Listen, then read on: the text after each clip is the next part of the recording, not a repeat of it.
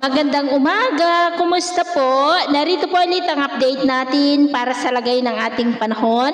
Ngayong umaga po ng April 28, 2024 na kung saan sa ngayon ay patuloy pa rin na easterlies ang hangin na umiihip po dito sa ating bansa.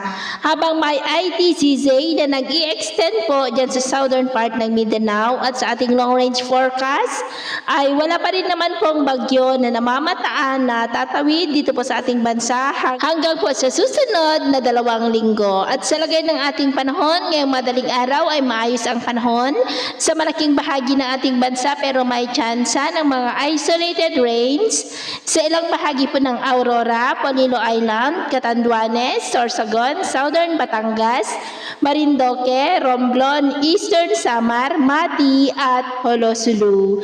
At mamaya po ay sisikat ang araw sa malaking bahagi ng ating bansa, mainit at maalinsangan ang panahon, pero may tsansa pa rin ng maulap na kalangitan with isolated rain sa ilang bahagi ng Quezon, Oriental Mindoro at ilang bahagi po ng Surigao del Norte. At mamayang hapon, mainit at maalinsangan pa rin ang panahon, pero may tsansa pa rin ng maulap na kalangitan with isolated rains sa ilang bahagi po ng Mindoro Provinces, Zamboanga Peninsula, Sulu Archipelago at southern part po ng Mindanao.